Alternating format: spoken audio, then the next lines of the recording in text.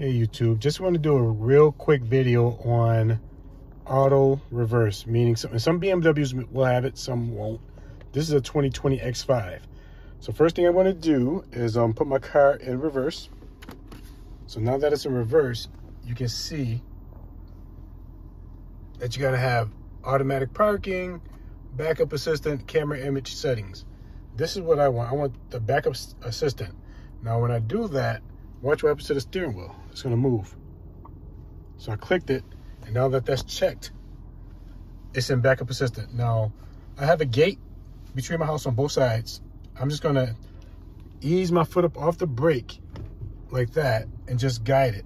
Now, I still got my foot on the brake, and the steering wheel is turning. Let me see if I can show you. So the steering wheel is guiding by itself right now. And I have a fence coming up.